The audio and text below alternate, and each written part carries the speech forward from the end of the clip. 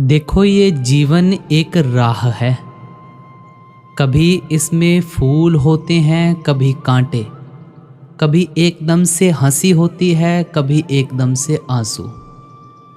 लेकिन परमार्थ हमें यही सिखाता है, ना कोई हमारा यहाँ दुश्मन है और ना ही कोई सच्चा दोस्त।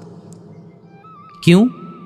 क्योंकि जो सच्चा है, जो हर घड़ी साथ है, वो एक ही है, हमारा मालिक, हमारा परमात्मा। जब तक हम इस संसार में हैं, दुख तो आएंगे ही आएंगे। कोई बीमार होगा, किसी का काम रुक जाएगा, कभी हालात बिगड़ेंगे तो कभी अपने ही पराये बन जाएंगे। लेकिन इस सब के बीच एक चीज नहीं बदलती, वो है मालिक की रहमत, वो है गुरु का सहारा। गुरु कभी हमें छोड़ते नहीं। परमार्थ कहता है, अगर दुख की घड़ी आई है तो मत डरो, क्योंकि ये भी गुजर जाएगी। जैसे रात के बाद दिन आता है, वैसे ही संकट के बाद सुख आता है। तुम हिम्मत मत छोड़ो। गुरु पर, मालिक पर, अपने आप पर भरोसा रखो। मत सोचो कि कोई तुम्हारा दुश्मन है, क्योंकि जिसने तुम्हें दुख दिया वो भी मालिक के हुक्म से आया था, ताकि तुम मजबूत बनो, ताकि तुम सच्चा रास्ता पकड़ो। जैसे सुनार आग में सोना तपाता है, वैसे ही मालिक अपने प्रेमी को दुख में तपाकर चमकाता है। यही परमार्थ है, यही सच्चा प्रेम है, यही सत्संग है। तो चलो आज से एक वादा करें, हम किसी को दोष नहीं देंगे, हम किसी से वैर नहीं रखेंगे। हम बस मालिक को याद करेंगे, गुरु पर भरोसा करेंगे, क्योंकि वही हमारा सच्चा संगी है, वही हर जन्म का साथी है। गुरु प्यारी साध संगत जी, राधा स्वामी जी। हम इस सत्संग को बड़े ही प्रेम भाव के साथ सुनेंगे और अपने जीवन में उतारेंगे। कारे अंदर सब वथ है, बाहर किछ नाही। आप जी वाणी को आरंभ कर रहे हैं और फरमाते हैं, यह तीसरी पातशाही श्री गुरु अमरदास जी महाराज जी की वाणी है। इस दुनिया के जीव सुख और शांति प्राप्त तो करना चाहते हैं, लेकिन सुख और शांति की प्राप्ति के लिए हमारा ध्यान आम तौर पर किस ओर जाता है, विचार करने की ज़रूरत है। दुनिया के पदार्थ 24 घंटे हमारी आंखों के आगे घूमते रहते हैं, और देखो जितना इन शक्लों और पदार्थों से हम अपना मोह प्यार डालेंगे, उतना ही ज़्यादा इनमें उलझते जाएंगे, उतने ही हम दुनिया के जीव दिन रात ज़्यादा दुखी होते चले जा रहे हैं और दुखी होते चले जाएंगे। क्योंकि देखो, जिन चीज़ों में हम सुख ढूंढ रहे हैं ना, वे अस्थाई हैं, आर्जी हैं। इनका सुख और आराम भी सिर्फ अस्थाई और आर्जी ही हो सकता है। जो भी हमें थोड़े बहुत सुख नज़र आते हैं ना, वे भी समय पाकर आहिस्ता आहिस्ता दुखों में बदलने शुरू हो जाते हैं। अच्छी तरह सोचकर देखें कि जिस वक्त शादी होती है, मन में कितनी खुशी महसूस होती है। उसी साथी के साथ खटपट हो जाए, झगड़ा शुरू हो जाए, सारा घर नरक बन जाता है। बनता है या नहीं बनता है? जब संतान पैदा होती है तो कितनी दावतें करते हैं, दान पुण्य करते हैं, रिश्तेदारों को इकट्ठा करते हैं, और खुशियां तो पूछो ही मत, इतनियां ज़्यादा मनाते हैं। लेकिन हर एक का अनुभव है कि वे बाल बच्चे कभी बीमार हो जाते हैं, कभी नालायक निकल आते हैं, या किसी वक्त परमात्मा उस संतान को वापस बुला लेता है। तो देखें कि वही संतान हमारे लिए कितने दुख का कारण बनकर खड़ी हो जाती है। फिर हम हुकूमत के नशे में सुख ढूंढने की कोशिश करते हैं, जब लोग हमारी वाह वाह करते हैं, हमें हाथ जोड़ते हैं, माथा टेकते हैं, हमारे जुलूस निकालते हैं, हमें कंधों पर उठाए फिरते हैं, तो हमारा मन फूला नहीं समाता। लेकिन उन नेताओं का इतिहास भी हमारी आंखों के आगे है। उन्हीं को हम गोलियों का शिकार बना देते हैं, उठाकर जेल खानों में डाल देते हैं, पैरों तले उनकी मिट्टी पलीत करनी शुरू कर देते हैं। तब पता चलता है कि वह ये सुख का कारण है कि दुख का कारण है। फिर भी हम इस दुनिया की धन दौलत में सुख ढूंढने की कोशिश करते हैं। लेकिन देखें भाई, देख लें, जिसको कमाने में इतने दुख और मुसीबतें उठानी पड़ती हैं, जब वह जाती है तो अच्छी तरह दुख और मुसीबतों में फंसा कर जाती है। डॉक्टरों की फीसों में होकर निकल जाती है, मुकदमों के खर्चों में होकर निकल जाती है, और शरीर पर दुख अलग भोगने पड़ते हैं। हम हर प्रकार की लज्जतों में सुख ढूंढने की कोशिश करते हैं। ये चीज़ें शायद खाने पीने में बहुत अच्छी लगती हों, लेकिन जब जब जब जेल खानों में जाकर चक्कियाँ चलानी पड़ती हैं, बीमारियाँ भुगतनी पड़ती हैं, फिर ये चिल्लाते हैं, हाय हाय हाय मालिक बचा ले बचा ले। ये कोई सुख का कारण है? ये तो उल्टा दुख का कारण है। इन शक्लों और पदार्थों के अंदर हमें सुख और शांति क्यों नहीं मिलती? गुरु अर्जुन देव जी समझाते हैं, हर्ख सोग का नगर एह किया, कि परमात्मा ने ये दुनिया ही दुख और सुख की बनाई हुई है। यहां कोई व्यक्ति ऐसा नहीं मिलता जिसे सुख ही सुख प्राप्त हुए हों, कभी दुखों का सामना ही ना करना पड़ा हो। और ना ही कोई ऐसा व्यक्ति मिलता है जिसे केवल दुख ही दुख प्राप्त हुए हों, कभी सुख मिला ही ना हो। अगर 10 दिन सुख के बीत जाते हैं तो थोड़े बहुत दुख के भी भोगने पड़ते हैं। अगर 10 दिन दुखों के गुजर जाते हैं, फिर थोड़े बहुत सुख के भी सांस लेने पड़ते हैं। जितने भी हमारे सुख हैं, ये हमारे पिछले जन्मों के पुण्य के कारण हैं। जितने हमारे दुख हैं, ये हमारे पिछले जन्मों के पापों के कारण हैं। पुण्य और पाप इकट्ठे होते हैं, फिर हमें इंसान का जामा मिलता है। इस शरीर में बैठकर हमें उन पुण्यों का भी हिसाब देना है, उन पापों का भी हिसाब देना है। उन पुण्यों का हिसाब देते हुए हम सुखी हो रहे हैं, और पापों का हिसाब देते हुए हम दुखी हो रहे हैं। अगर हमारे सिर्फ पुण्य होते तो हम स्वर्गों में बैठे होते। थोड़ा सोच विचार करो, अगर हमारे पुण्य होते तो हम स्वर्गों में बैठे होते। अगर हमारे सिर्फ पाप होते तो हम नरकों में जलते होते। ये ठीक है कि किसी के ज्यादा पुण्य हैं, थोड़े पाप हैं, इसलिए हमें वह ज्यादा सुखी नजर आता है। किसी के पापों का बोझ बहुत ज़्यादा हो जाता है, पुण्य का कम होता है, इसी कारण वह हमें ज़्यादा दुखी नज़र आता है और सुखी कम। लेकिन जब तक शरीर में बैठे हैं, हर एक को दुख और सुख तो भोगने ही पड़ते हैं। और ना ही संत महात्मा कभी इस दुनिया को सुखों की नगरी बनाने के लिए आते हैं। कभी किसी ने नहीं ऐसा कहा, ना बाबा जी ने कहा, ना जो पहली पातशाही से लेकर 10वीं पातशाही आई हैं, वो कभी सुखों की नगरी नहीं बनाने के लिए आए। हाँ, हमें उपदेश देने के लिए आते हैं कि हमारा असली मार्ग कौन सा है। अगर संत महात्माओं का दुनिया में आने का यही उद्देश्य या मकसद होता कि दुनिया सुख की नगरी बन जाए, तो आप खुद सोच सकते हैं कि आज तक ज़रूर बन जानी चाहिए थी। क्योंकि हर एक कौम में, हर मजहब, हर मुल्क और हर वक़्त में कैसे कैसे उच्च कोटि के महात्मा आए हैं।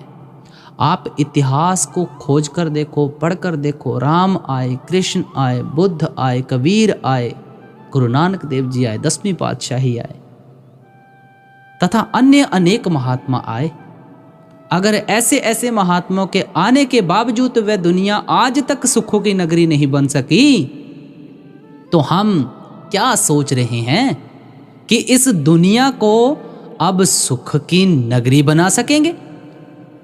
ओ नहीं भाई नहीं, अपनी करनी देखो। हुजूर महाराज यानी बड़े महाराज जी समझाया करते थे कि दुनिया के कांटे आप चाहे जितने मर्जी इकट्ठे करने की कोशिश करें, कभी कामयाब नहीं हो सकेंगे। लेकिन हिम्मत करके अगर अपने पैरों में जूते डाल लेंगे तो दुनिया के कांटे आपके पैरों पर असर ही नहीं करेंगे। दुनिया की सुख दुख की समस्याएं तो इसी तरह रहेंगी, लेकिन महात्मा जिंदगी गुजारने का या मालिक की भक्ति करने का ऐसा साधन और तरीका बताते हैं जिस पर चलकर हमारा ख्याल ही दुखों और सुखों से ऊपर उठ जाता है।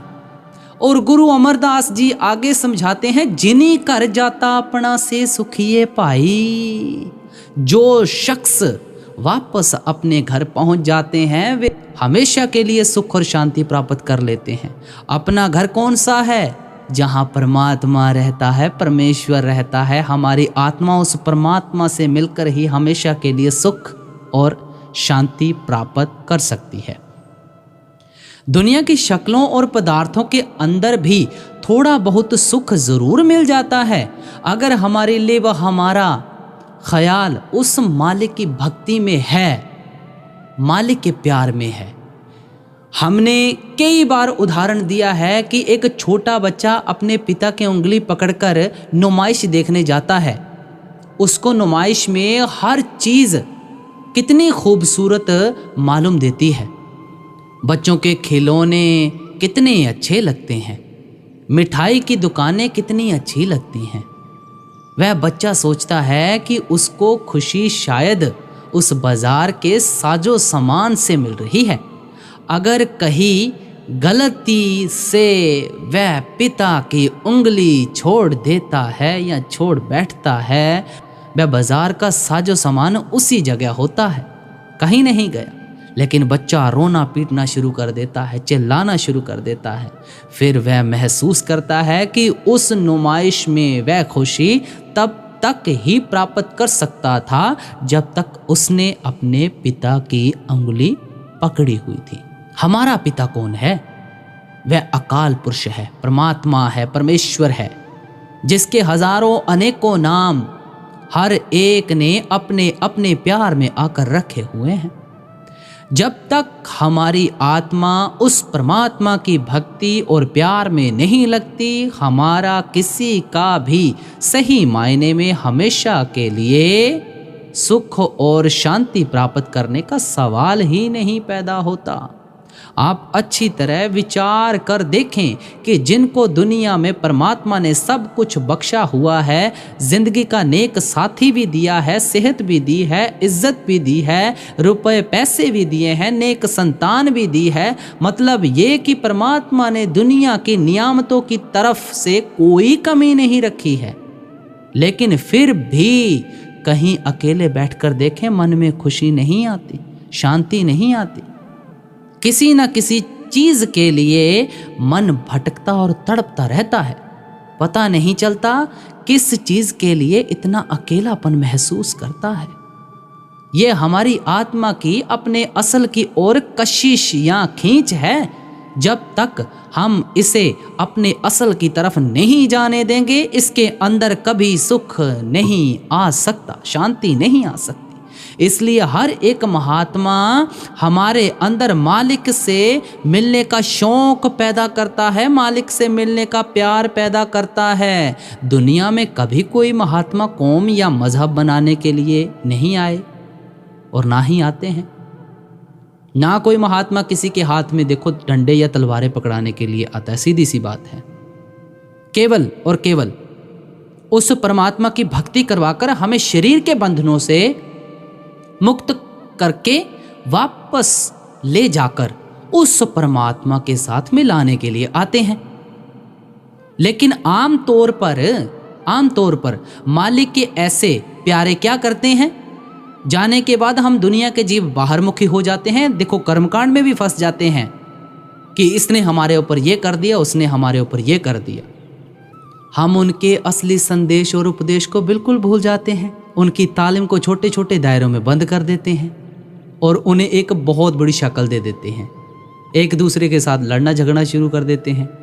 हम ऐसा क्यों करते हैं? देखो, कोई अपनी पेट की खातिर करता है, कोई अपनी इज्जत और मान बढ़ाई की खातिर करता है। आप सोच कर देखें, विचार करो भाई, विचार करो। जिन महात्माओं की तालीम कुल आलम के लिए है, सारी दुनिया के लिए है, अगर उनके उपदेश को कोई छोटे छोटे दायरों के अंदर सूबों, जिलों और मजहबों के अंदर बंद करने की कोशिश करता है, तो मालिक के उन भक्तों और प्यारों के साथ कोई इससे ज्यादा और क्या बेइंसाफी कर सकेगा?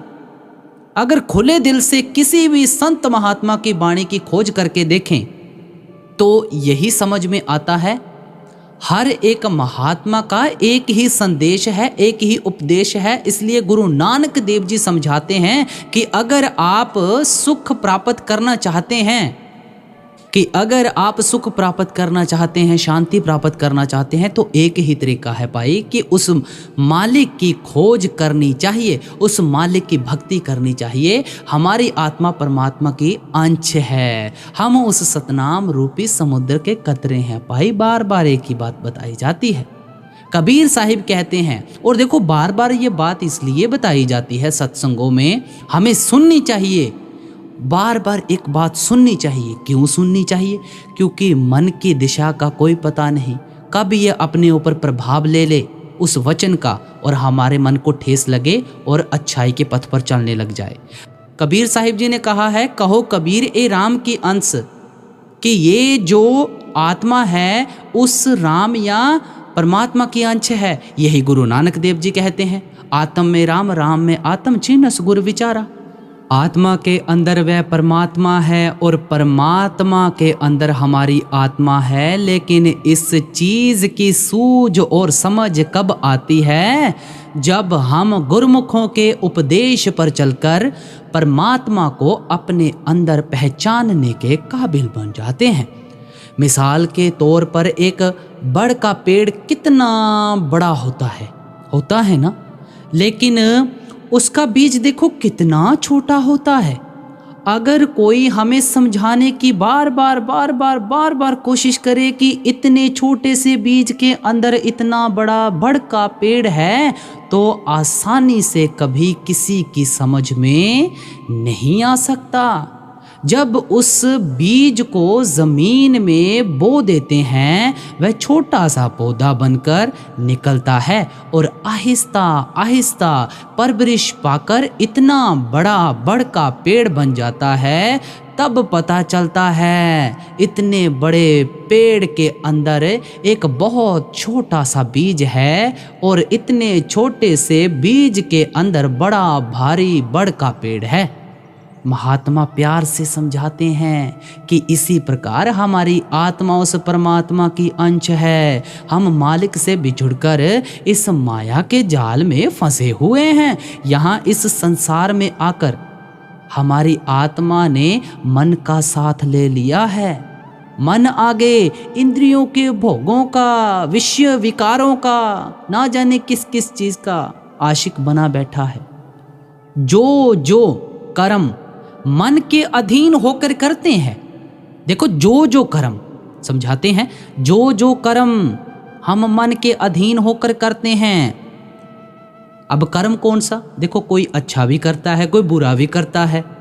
उन सब का नतीजा साथ साथ हमारी आत्मा को देना पड़ता है।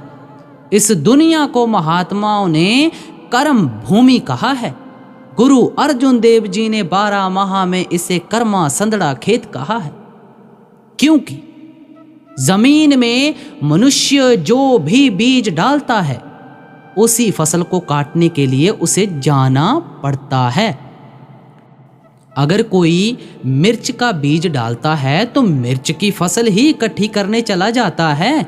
अगर कोई आम का पौधा लगाता है तो आम के फल खाने के हकदार बन जाते हैं। इस देह में बैठकर अगर हम अच्छे कर्म करते हैं तो अच्छा नतीजा भोगने के लिए आ जाएंगे, बुरे कर्म करते हैं तो बुरा नतीजा भोगने के लिए आ जाएंगे। ना अच्छे कर्म करके कोई देह के बंधनों से आज़ाद हो सकता है, ना बुरे कर्म करके किसी का जन्म मरण के दुखों से छुटकारा हो सकता है। अगर हम नेक कर्म करते हैं तो क्या नतीजा होता है? सेठ शाहूकार बनकर आ जाते हैं, राजा महाराजा बन जाते हैं, कौमों मजहबों मुल्कों की हुकूमत हासिल करके आ जाते हैं। बात तो सीधी सी है, जैसे हुजूर महाराज जी फरमाया करते थे, लोहे की जंजीरें तो पाई उतर गईं, सोने की बेड़ियां पड़ जाती हैं। झोंपड़ी से बिस्तर उठाकर महलों में जाकर बिछा लेते हैं, हाथ से झाड़ू निकल जाता है, हुकूमत की बागडोर मिल जाती है। वो आना जाना तो फिर भी लगा रहा ना पाई, ज्यादा से ज्यादा हम बैकुंठों और स्वर्गों तक चले जाते हैं।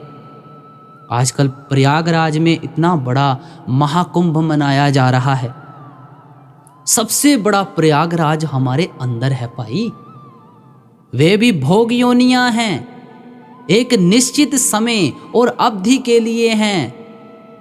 उसके बाद फिर हमें इसी 84 के जेल खाने में आना पड़ता है।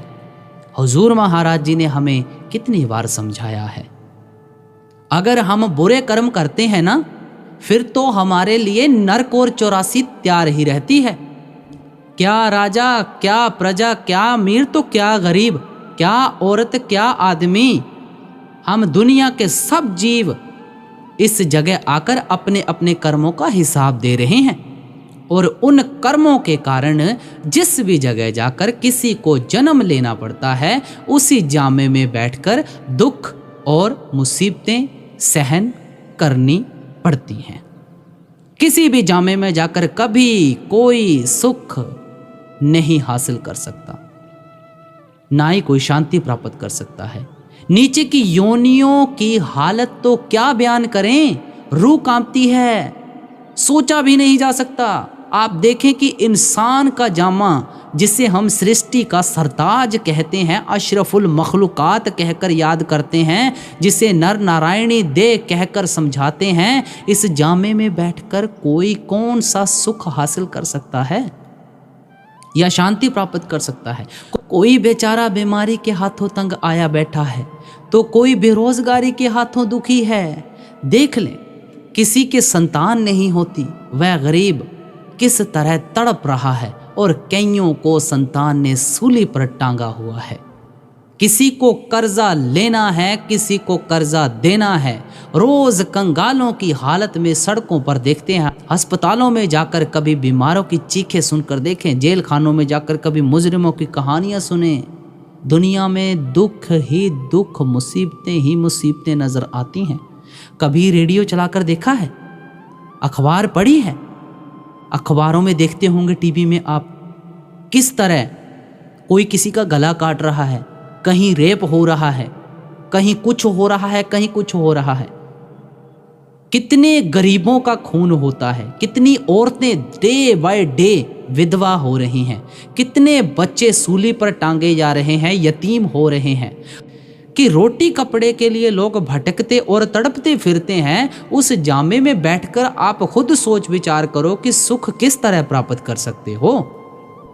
गुरु अमरदास जी फरमाते हैं, काया अंदर आपे वसै, अलख ना लखिया जाई, मन मुख मुगद बूझे नाही, बाहर पालन जाई।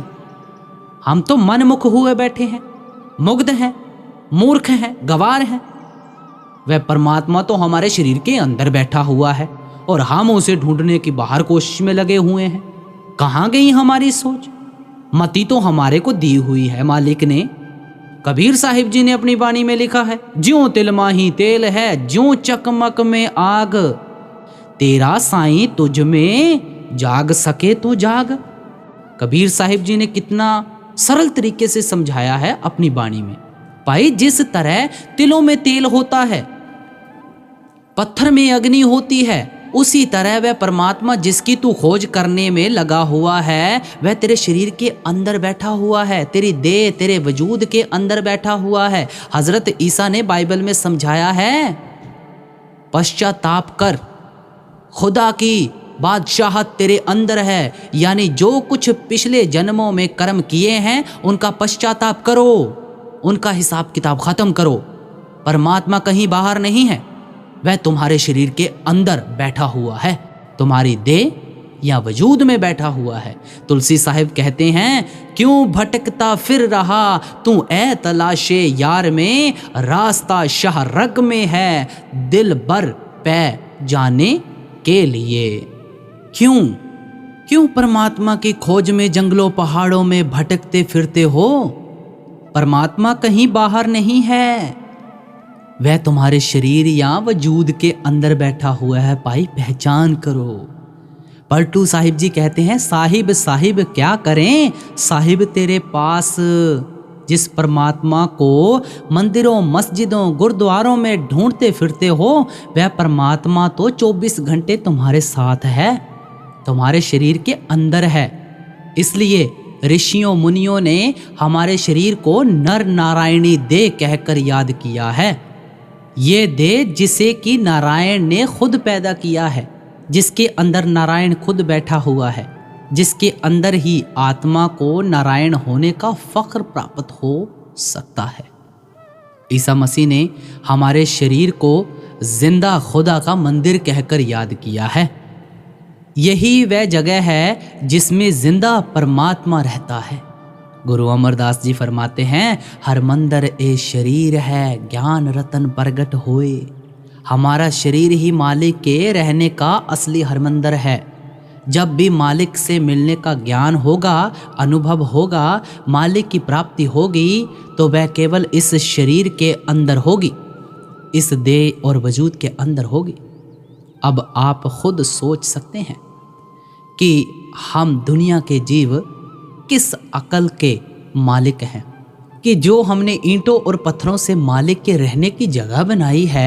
इन मंदिरों मस्जिदों गुरुद्वारों गिरजों में जाकर दिन रात उस परमात्मा को ढूंढने में लगे हुए हैं, बनिस्बत उस जगह के जो परमात्मा ने खुद अपने अंदर रहने के लिए बनाई है, जिसके अंदर परमात्मा खुद बैठा हुआ है। यानी अपने शरीर के अंदर जाकर हम कभी परमात्मा को ढूंढने की कोशिश नहीं करते। फिर हम अपने मंदिरों मस्जिदों गुरुद्वारों गिरजों को कितना साफ सुथरा रखते हैं, वहाँ धूप जलाते हैं, संगे मरमर लगाते हैं, बड़े कीमती कालीन बिछाते हैं, वहाँ ऊंची आवाज़ में नहीं बोलते, कोई पाप या बुरा और खोटा कर्म नहीं करते।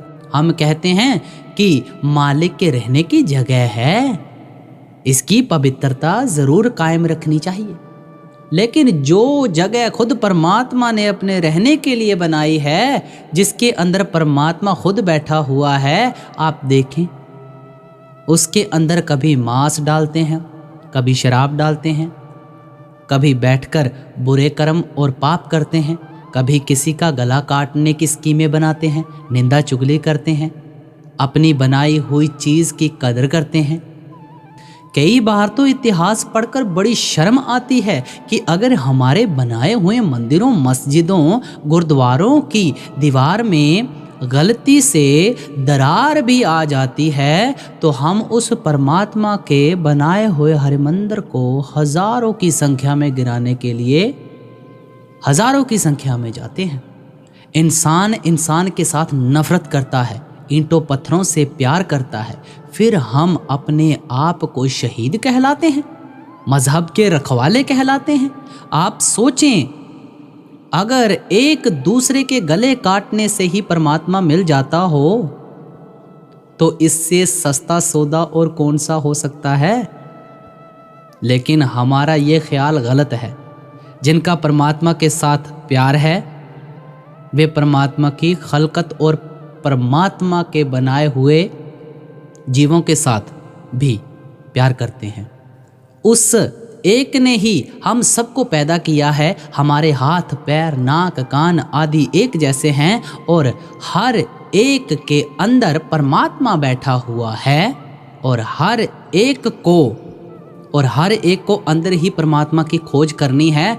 तो हम कहते हैं कि अगर फिर भी कोई किसी से नफरत करता है तो वह परमात्मा से नफरत करता है। अगर कोई कौम किसी कौम को हकारत कहते हैं घृणा की नज़र से देखती है। अगर कोई मज़हब किसी मज़हब की निंदा या चुगली में फंसा हुआ है तो वह कौम और मज़हब के अंदर तो मालिक से मिलने का शौक़ ही पैदा नहीं हुआ, प्यार ही पैदा नहीं हुआ। गुरु अमरदास जी समझाते हैं, जीय जंत सब तिस दे सबना का सोई, मंदा किसनो आखिए जे दूजा होई। हे परमात्मा, ये सब दुनिया के जीव तेरे अपने पैदा किए हुए हैं और तू हर एक के अंदर खुद बैठा हुआ है। मंदा और बुरा तो मैं उनको तब कहूँ अगर इन्हें किसी और ने पैदा किया हो, उनके अंदर कोई और परमात्मा रहता हो। जिन महात्माओं के पीछे लगकर हम कौमों मजहबों मुल्कों के झगड़े खड़े करते हैं, देखो उनकी तालीम हमारे ख्याल को कितना ऊंचा ले जाने की कोशिश करती है। कबीर साहिब कहते हैं, अवल अल्लाह नूर उपाया कुदरत के सब बंदे, एक नूर ते सब जग उपजिया कौन भले कौन मंदे। वह परमात्मा, उसका नूर और प्रकाश हर एक के अंदर है। ना कोई भला है ना बुरा है, सभी अपने अपने कर्मों का हिसाब दे रहे हैं।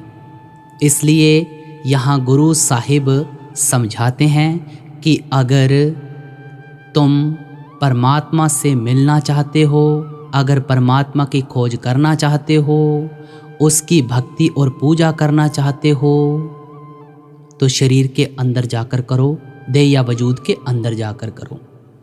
गुरु अमरदास जी स्पष्ट कहते हैं, गुरमुख होवे सो काया खोजै, और सब भरम भुलाई। जो गुरमुख लोग हैं, मालिक के भक्त और प्यारे हैं, वे हमेशा देह या शरीर के अंदर जाकर मालिक की खोज करते हैं। अब अगली कड़ी में इशारा देते हैं, गुर प्रसादी पाइये अंतर कपट खुलाही। फरमाते हैं कि परमात्मा ज़रूर हमारे हर एक के शरीर के अंदर है, लेकिन हमारे और मालिक के दरमियान बड़े ज़बरदस्त वज्र कपाट लगे हुए हैं।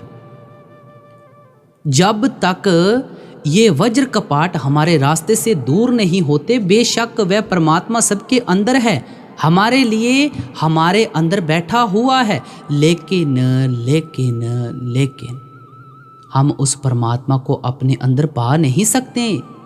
गुरु अर्जुन देव जी बड़े अच्छे तरीके से समझाते हैं, एका संगत एकत गृह वस्ते, मिल बात न करते पाई।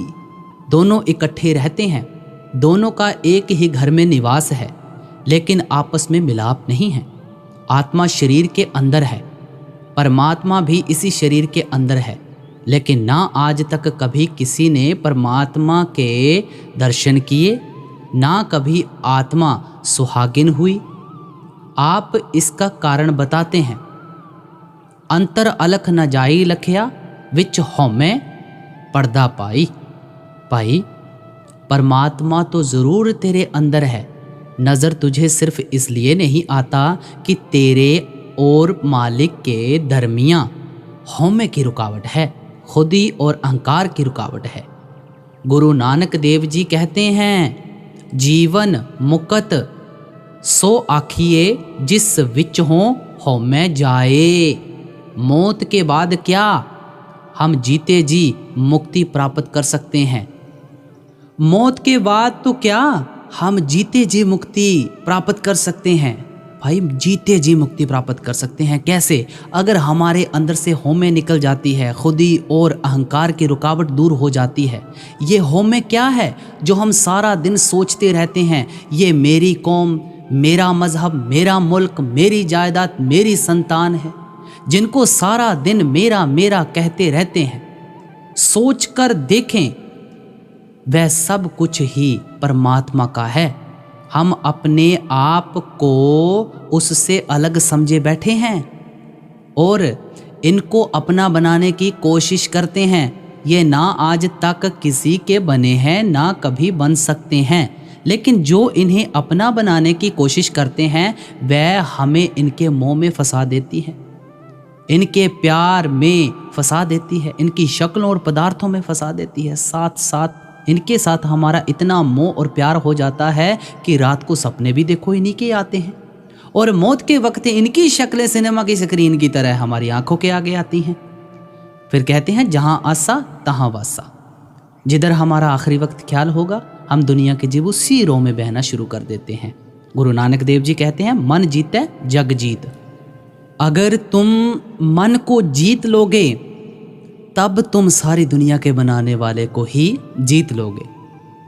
अच्छी तरह विचार करके देखो, अपना मन ही तो है जिसके ताबे होकर भाई भाई का दुश्मन है, कौम कौम की दुश्मन है, मजहब मजहब का दुश्मन है।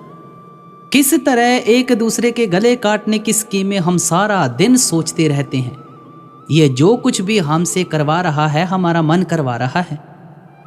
जब तक हम इस मन पर हावी नहीं होते, मन पर काबू नहीं पाते, मन की रुकावट को रास्ते से दूर नहीं करते, उस परमात्मा के हर एक के अंदर होते हुए भी हम अपने अंदर कभी उस परमात्मा को पा नहीं सकते। मन की रुकावट को रास्ते से दूर करने का क्या मतलब है? जिस तरह आत्मा परमात्मा की अंश है, मन भी कोई छोटी चीज नहीं है। इसे छोटी चीज समझने की भूल कभी भी जिंदगी में मत करना।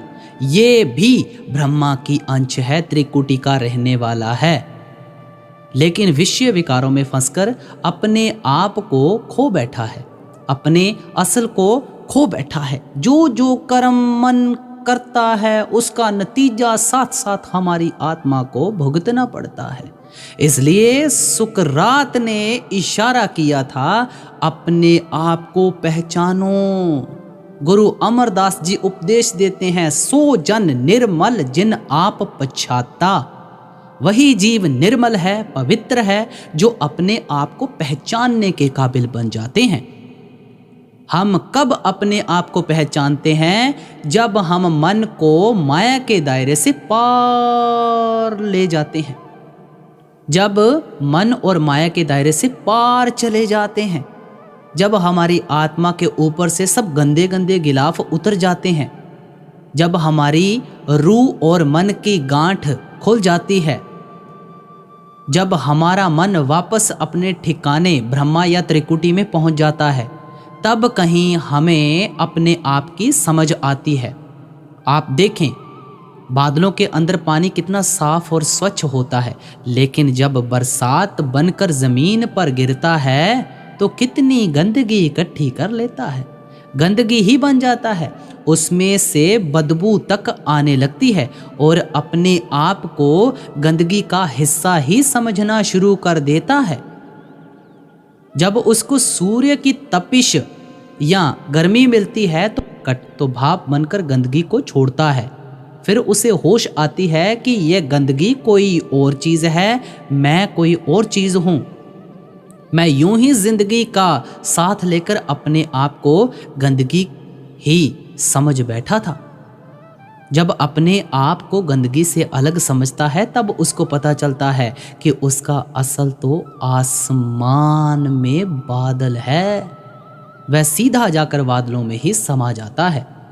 यही हमारे हर एक की आत्मा की हालत है। ये उस परमात्मा की अंश है, लेकिन माया के जाल में फंसकर मन के अधीन होकर अति गंदी और मैली हो चुकी है।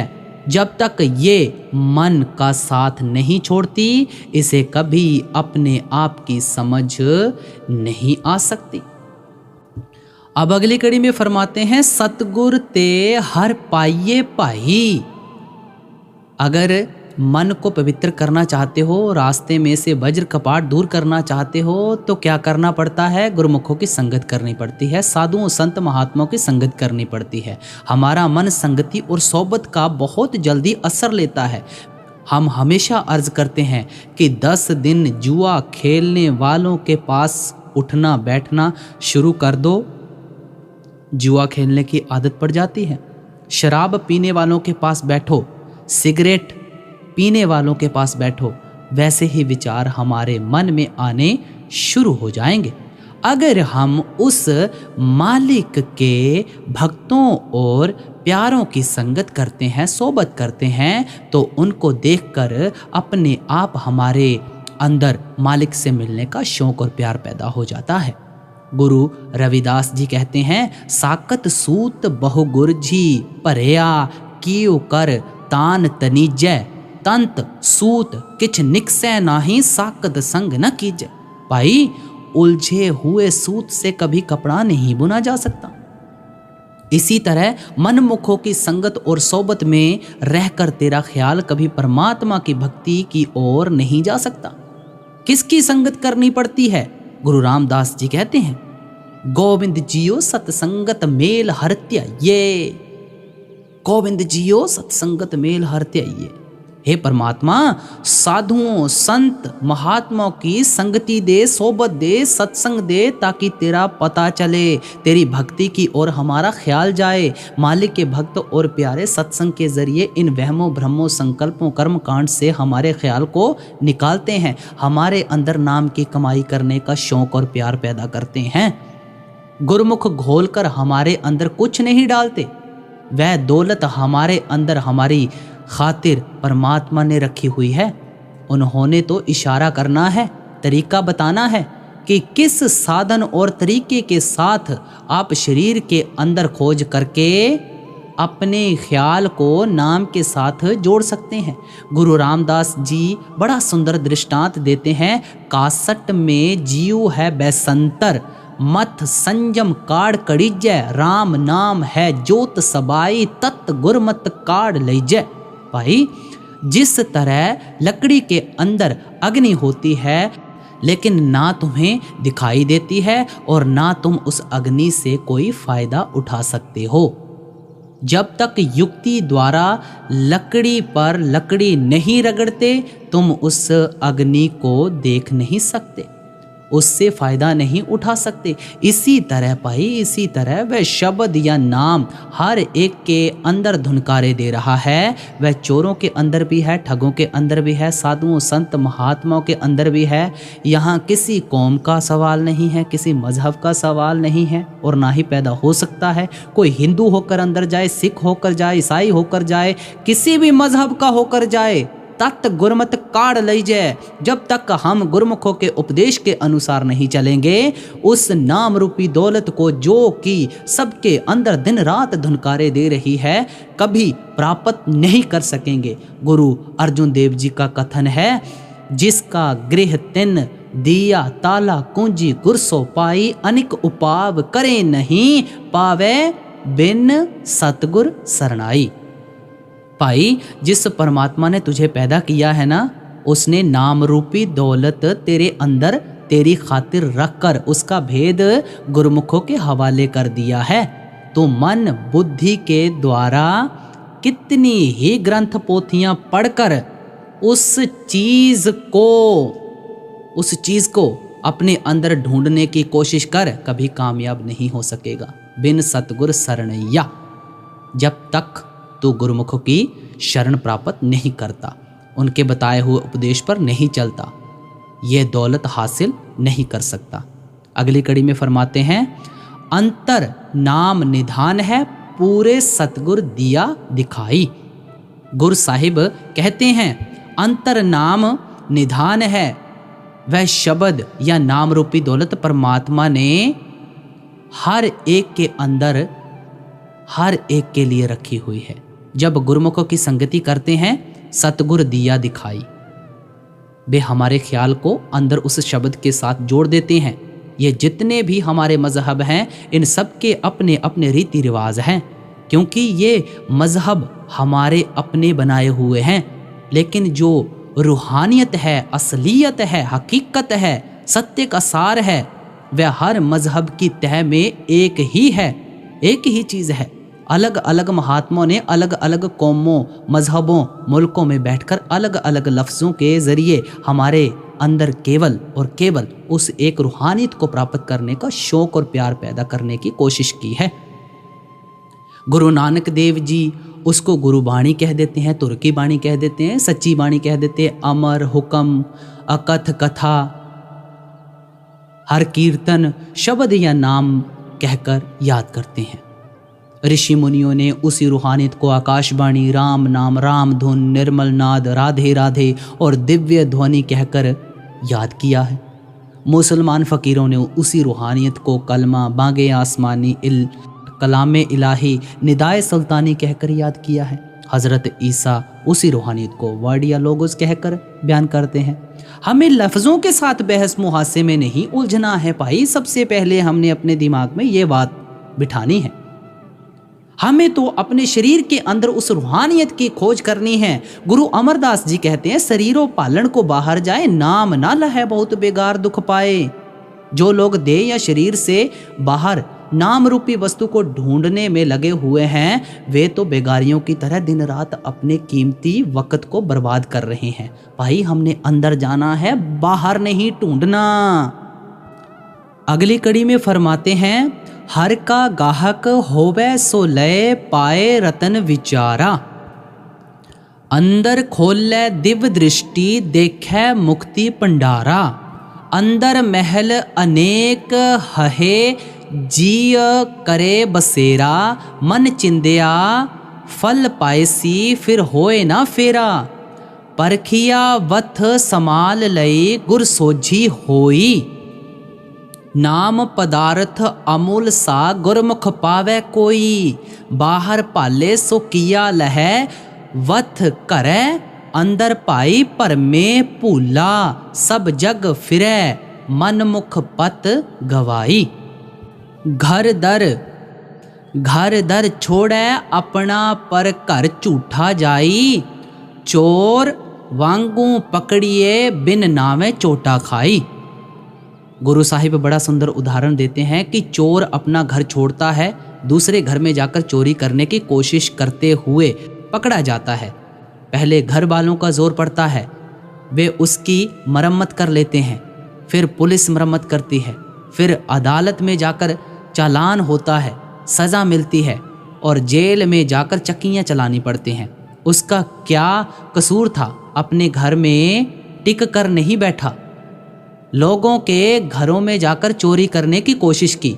यही गुरु साहिब कहते हैं कि अगर हम अपने घर के दरवाजे पर नहीं पहुंचेंगे तो हमें भी नाम रूपी दौलत नहीं मिलेगी और उस दौलत के बिना हमें चोटें खानी पड़ेंगी, 84 के जेल खाने में आना पड़ेगा। जहां भी जाकर जन्म लेंगे उसी जामे में बैठकर दुख और मुसीबतें सहनी पड़ेंगी। आप प्यार के साथ समझाते हैं कि अगर 84 की चोटों से बचना है तो अपने घर के दरवाजे की खोज करनी चाहिए, नाम रूपी दौलत को अपने अंदर प्राप्त करना चाहिए।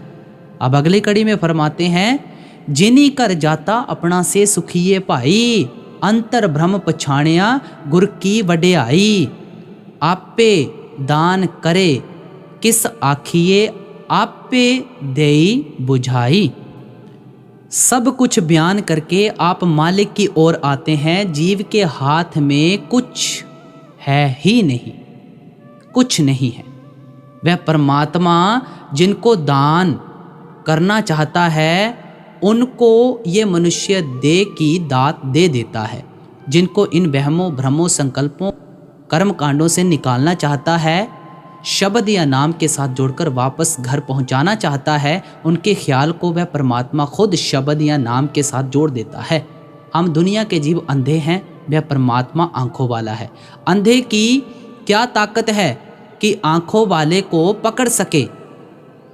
जब तक कि आंखों वाला खुद अंधे को आवाज़ देकर अपने पास नहीं बुलाता या उसके हाथ में अंगुली पकड़ाकर उसको अंधेरे से बाहर नहीं निकालता।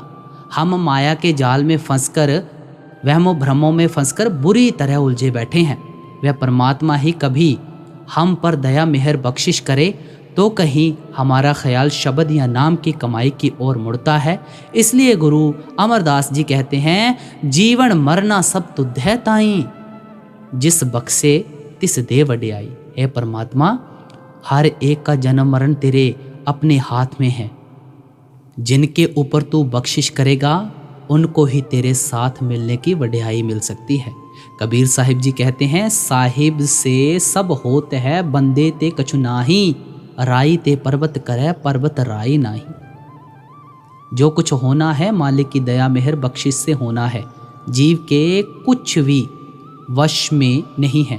परमात्मा खुद ही हम पर दया मेहर बख्शिश करे और वही इन वहमों भ्रमों और संकल्पों से निकालकर हमारे ख्याल को शब्द या नाम के साथ जोड़े। अब सारा सत्संग फरमाकर अंत की कड़ी में शब्द को ख़त्म करते हुए फरमाते हैं, नानक नाम ध्याए तू दर सच्चे शोभा पाई। अब इस छोटे से शब्द में गुरु साहिब ने अपनी तालीम और अपने उपदेश को बड़ी अच्छी तरह खोलकर समझाया है कि परमात्मा किस जगह है, किस तरह हमारे रास्ते में मन और हौमे की रुकावट है, इस रुकावट को किस प्रकार शब्द या नाम की कमाई से दूर करना है, हमारा ख्याल नाम से किस तरह जुड़ता है, क्यों इन वहमों भ्रमों संकल्पों से गुरुमुखों की संगति और शरण प्राप्त करके शब्द या नाम की कमाई करनी है और किस तरह परमात्मा दया मेहर बख्शिश करता है। सब कुछ बयान करके आप एक ही उपदेश करते हैं कि हमें उठते बैठते चलते फिरते हमेशा अपने ख्याल को अंदर शब्द के साथ जोड़ना है, नाम के साथ जोड़ना है। जब भी सच्चे परमात्मा के सच्चे घर पहुंचकर सच्ची शोभा और सच्ची इज्जत प्राप्त कर सकेंगे, गुरुमुखों के जरिए शब्द की कमाई करके, नाम की कमाई करके ही प्राप्त कर सकेंगे। इसलिए हमें भी चाहिए कि आपके उपदेश से पूरा पूरा फायदा उठाकर उस शब्द की खोज करें, नाम की खोज करें। तो गुरुमुख प्यारी साध संगत जियो, आज का सत्संग कुछ इस प्रकार था। तो आप जी को बाबा जी की तरफ से बहुत बहुत प्यार और आशीर्वाद। सभी को प्यार भरी राधा स्वामी जी।